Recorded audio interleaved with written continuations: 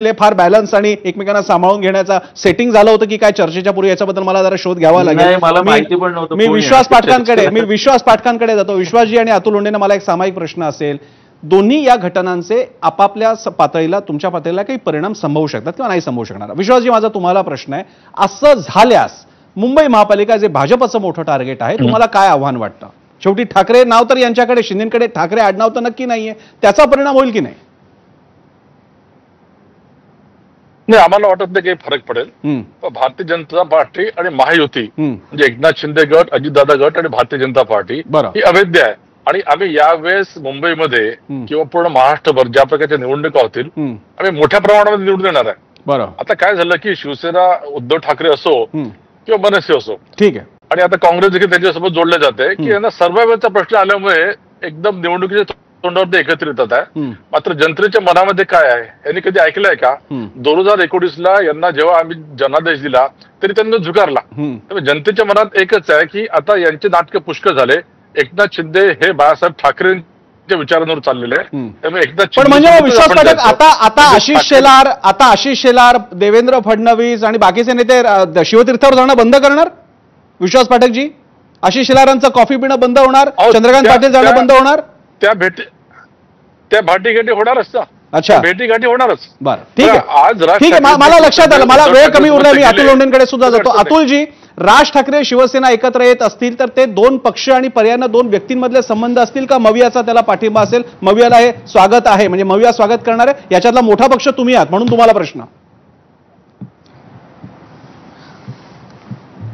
नाही. आता त्या संदर्भामध्ये मी पहिल्या याच्यात बोललोच होतो. पण एक गोष्ट आहे की आमचा काँग्रेस पक्ष हा नॅशनल ब्रँड आहे, गांधी ब्रँड आहे आमच्याजवळ. आम्ही अनेक वेळा जे आहे ते फिनिक्स पक्षाप्रमाणे राखेतून झेप घेतलेली आहे. त्यामुळे आम्हाला कोणाच्या जाण्यानी येण्यानी खूप काय असा फरक पडेल असं अजिबातच नाही. भाजपने असं समजू नये की रजिस्ट्री लावून दिलेली आहे आपल्याला. पण एक गोष्ट मात्र खरी, जे राजकारणाचा चिखल महाराष्ट्रामध्ये भाजपने केलेला आहे आणि ज्या पद्धतीनं घरं फोडलेले आहे, त्याचं जर वर्तुळ पूर्ण होण्याची सुरुवात जर ठाकरे कुटुंबापासून होत असेल तर त्याचा अंत जो आहे तो अजित पवार जे आहेत, अजितदादा, ते पवार साहेबांकडे परत जाण्यातही होऊ शकतो. आणि तसं जर झालं तर महाराष्ट्राला आनंद होईल. कारण महाराष्ट्राच्या मनातली गोष्ट आहे, महाराष्ट्र हा संयमित आणि चांगलं राजकारण, पुरोगामी राजकारण जे आहे ते बघितलेला महाराष्ट्र आहे. महाराष्ट्र सौहार्दाचं, जरी राजकीय विरोध असला तरी सौहार्दाचं वातावरण एक दुसऱ्यांमध्ये असलं पाहिजे, नेत्यांमध्ये. अशा पद्धतीचं वातावरण, एक उदाहरण सांगतो. जेव्हा नितीन गडकरींच्या पोरांचा हे होतं, रिसेप्शन होतं दिल्लीमध्ये, त्यावेळेस पवार साहेब त्या रिसेप्शनला गेले होते आणि नितीन गडकरी साहेब त्यांच्या पाया पडले होते. तर त्याचं उत्तरेमध्ये इतकं त्याचं हे झालं होतं की असं कसं होऊ शकते, तर विरोधक आहेत. म्हणजे महाराष्ट्रातली जे राजकारण आहे, जे एक सौहार्दाचं राजकारण आहे, एक चांगल्या संबंधाचं राजकारण आहे, बरोबर, ते राजकारण टिकावं आणि ते पुन्हा यावं हेही महाराष्ट्राच्या मनात आहे. त्याची मला बघायला मिळतो. अतुल लोंढे आणि विश्वास पाठक दोघेही नागपूरचे आहेत. शेवटी निवडणूक आहे. अतुल लोंढे आणि विश्वास पाठक दोघेही नागपूरचे आहेत, त्यामुळे त्यांनी सुद्धा हा एक प्रकारचा बंध कायम केलेला. मोठे भावासारखे आहेत, सगळे बंधच दिसतात आजच्या चर्चेमध्ये. गजानन आणि अनिश यांची युती आहे आणि विश्वास पाठक आणि अतुल लोंढेंची पण युती आहे, कारण दोघे नागपूरचे. मला आता लक्षात आलं की दोन्ही नागपूरकरांनाच मी बोलावलेलं आहे कार्यक्रमाला. आणि तिसऱ्या मृणालिनी नानिवडेकर, त्याही नागपूरच्या आहेत, मृणालिनी नानिवडेकर. मृणालिनीजी, माझा तुम्हाला प्रश्न आहे, त्यानंतर शेवट करायला मी वळंजूंकडे जाणार आहे. माझा प्रश्न आहे की हे ठीक आहे, एक चांगलं वातावरण आहे वगैरे सगळं, पण काही गोष्टी प्रॅक्टिकॅलिटीच्या आहेत. ती प्रॅक्टिकॅलिटी अशी, उद्धव ठाकरे किती म्हणले तरी शेवटी 20 आमदार आणि नगरसेवक मुंबई महापालिकेत टेक्निकली सत्ता असताना प्रशासक बसलेली महापालिका त्यांच्याकडे आहे, काही खासदार आहेत. अशावेळी राज ठाकरे या आपल्यापेक्षा जास्त सामर्थ्य असलेल्या पक्षावर डील कसं करणार? खूप महत्वाचा प्रश्न आहे हा. उद्धव ठाकरेंसाठी मुंबई जिंकणं हे अतिशय आवश्यक आहे. लोकसभेचा सामना त्यांनी जिंकला, मवियातल्या दोन्ही घटक पक्षांना बरोबर घेऊन त्यांनी जिंकला. विधानसभेत मात्र त्यांना हार पत्करावी लागली. मुंबई महानगरपालिका हातातनं जर गेली तर उद्धव ठाकरेंचा खूप मोठा शक्तिपात होईल. तो उद्धव ठाकरेंचा नसेल तर तो शिवसेनेचा असेल आणि ब्रँड ठाकरेचा पण असेल. तो ब्रँड ठाकरे घरातच राहावा यासाठी सध्या बेरजेचं राजकारण करण्याची आवश्यकता त्यांच्या लक्षात येते.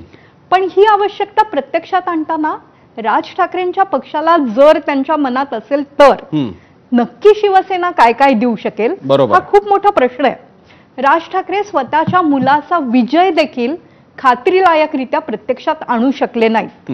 त्यामुळे अशा पक्षाला नक्की काय द्यायचं ही भावना शिवसेना उबाटाच्या कार्यकर्त्यांच्या मनात निश्चितपणे येईल. प्रसन्नजी, मला वाटतं प्रश्न याहून कितीतरी व्यापक आहे. मराठीच्या नावानी सातत्याने प्रादेशिक पक्ष गळे काढतात, शिवसेनेचे तिन्ही पक्ष काढतातच. मान्य आहे, कोणत्याही प्रदेशातल्या भूमिपुत्रांना नोकऱ्या मिळायला पाहिजेत, त्यांची प्रगती व्हायला पाहिजे. या सगळ्या प्रादेशिक पक्षांनी या लोकांच्या रोजगारासाठी काय केलं? बाळासाहेब ठाकरे ब्रँड का ठरला? कारण दाक्षिणात्यांना आव्हान देत त्यांनी भूमिपुत्रांना. अर्थात मृणालिनी, या सगळ्या काही प्रमुख पक्षांची प्रश्नांची उत्तरं यांना द्यावी लागतील. भावना तर आहेतच, पण त्याशिवाय उत्तरं सुद्धा द्यावी लागतील. आणि ते प्रश्न महापालिका निवडणुका तोंडावर येईल तेव्हा या दोघांना विचारलं जाईल, तुम्ही काय केलं होतं म्हणून आम्ही तुमच्याकडे यावं, फक्त ठाकरे ब्रँड म्हणून यावं का? पण ते प्रश्न आणि त्याची उत्तरं त्या नेत्यांना जनतेला देऊ द्या. तुर्तास तुम्ही सगळ्यांनी वेळ दिला. मृणालिनीजी तुम्ही दिला, सतीश वांजूंकडे मला फार जाता आलं नाही, त्यांची मी त्यांना दिलगिरी व्यक्त करतो. त्याचप्रमाणे अतुल लोंढे, विश्वास पाठक, अनिश गाडवे आणि गजानन